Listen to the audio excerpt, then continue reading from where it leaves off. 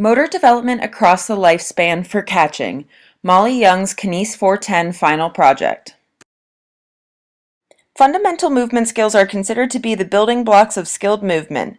Proficiency in fundamental movement skills is essential for specialized skills such as sports and games.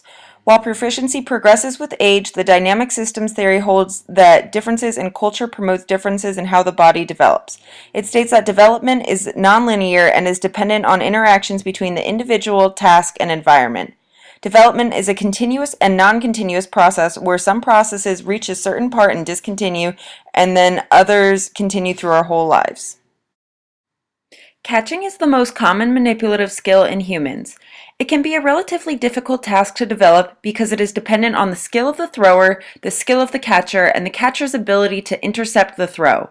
The goal of catching is to maintain possession of the object. Skilled catchers are able to catch the ball in a manner that allows them to manipulate the ball immediately. During the first initial stage of catching, the delayed reaction phase, one could expect to see the child respond slowly to the ball. Sometimes they may not lift their arms or they may turn away and close their eyes.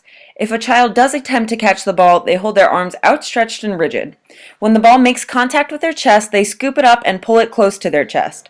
During the catch, their body does not move with the ball to absorb the force, and the child does not yet know how to move to catch the ball.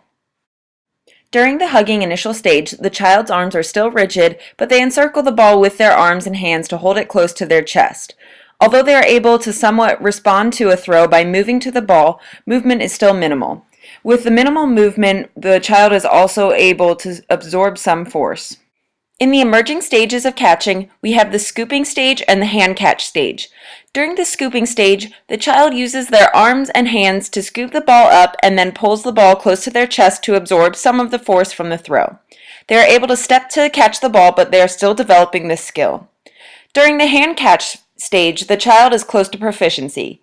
They receive the ball with their hands, but they are still limited in moving to the ball. Adults and adolescents who are proficient in catching catch with their hands turned slightly inwards in anticipation of the size of the ball. They give with the ball to absorb force when it makes contact with their hands.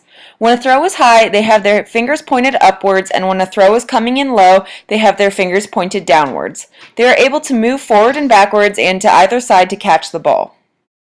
In my assessment of catching skills across the lifespan, I examined Patrick, a 4-year-old child, Sarah, a 22-year-old young adult, and Nadine, an 81-year-old older adult. First, we examine the skills of Patrick. Patrick is a 4-year-old boy. To develop his movement skills, Patrick engages in the tumble bus, a soccer shooting camp, and his dad works on his catching skills with him. After observing Patrick catch the ball, I would say that Patrick is in the hugging initial stage of catching. During some of the tosses, Patrick responded by ducking so that the ball would not hit him. When he did catch the ball, he scooped the ball into his chest, or he caught the ball by clapping his hands together. His body did not give with the ball to absorb the force of the throw. Additionally, Patrick struggled with balance, so he was most successful when he was crouched down to catch. Patrick experienced some individual constraints. Because of his age, he was not physically and cognitively developed enough to have proficient catching ability. He struggled with hand-eye coordination, and he was not able to reach far to catch the ball due to his size. He also struggled with balance when catching the ball. However, because of his movement skills practiced through the tumble bus, the soccer shooting camp, and catching with his dad, he was more advanced than I would expect from his peers. Related to the task, Patrick was constrained by the size of the ball. His hands were not big enough to grasp the ball. Related to his environment, Patrick caught the ball outdoors. He had a small audience of students observing him and taking pictures, which seemed to be making him a little nervous. There was also plenty of distractions that prevented Patrick from focusing on the task.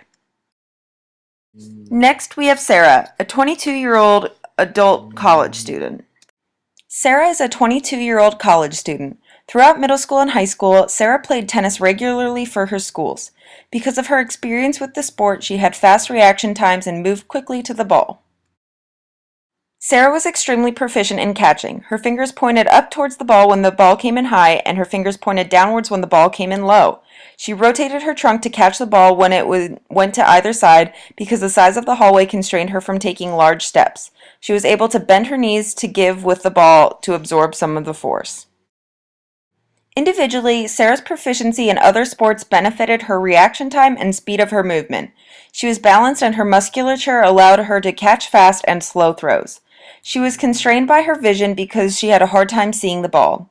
Related to the task, the size of the ball allowed her to catch it with ease. Related to the environment, the hallway constrained her movement. She was not able to take great strides to move to the ball. Instead, she had to adapt by rotating her torso. The lighting of the hallway also made the ball hard to see. Lastly, we examine the skills of Nadine. Nadine is 81 years old. She grew up on a farm in Iowa. She was married in 1952 and had 3 children. Nadine remarried in 1975 and adopted a 10-year-old child from Mexico. She attended classes at Drake University and accidentally picked up a job at a church as a youth coordinator and advisor.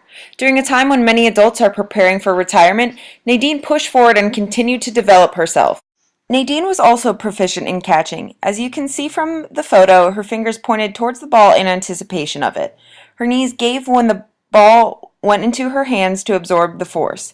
She also stepped forward when the throw came in short, so she was able to move to the ball. Individually, Nadine was constrained by the arthritis in her shoulder. It limited her ability to raise her arms above her head to catch a throw coming in high. However, she was very athletic, which I can assume could be from the young lifestyle she led. She seemed to perform well with all elements of the task, so the task did not constrain her. The environment constrained her. She had limited area to move and an audience of a lot of students watching her. Patrick was the least proficient of all the participants. He ducked away from most of the throws, and the throws he caught were performed using a scooping technique or clapping his hands together to receive the ball. This is expected based on how humans develop over time. Sarah was the most proficient due to her ability to catch rapid throws and her ability to move to the ball and catch the ball without looking, which I also expected to see. However, Nadine's proficiency was not too far off from Sarah, which can be attributed to her constantly remaining active after retirement. She was limited in her mobility, but her skills still showed through. Nadine's proficiency clearly shows that development across a lifespan is dependent on more than just age. While proficiency progresses with age, the dynamic systems theory holds that differences in culture promotes differences in how the body develops. It states that development is nonlinear and is dependent on interactions between the individual, task, and environment. Development is a continuous and non-continuous process. As seen through my participants, development progresses through the lifespan and starts to decline in older adulthood. However, Nadine's active lifestyle prevented her from declining at a rapid rate. Development of motor skills is truly dependent on interactions between the individual, task, and environment. Based off the results of this study, I have learned that it is imperative to both physical and mental health to remain active throughout my lifespan. Thank you for watching my Kines410 final project examining the catching skill across the lifespan.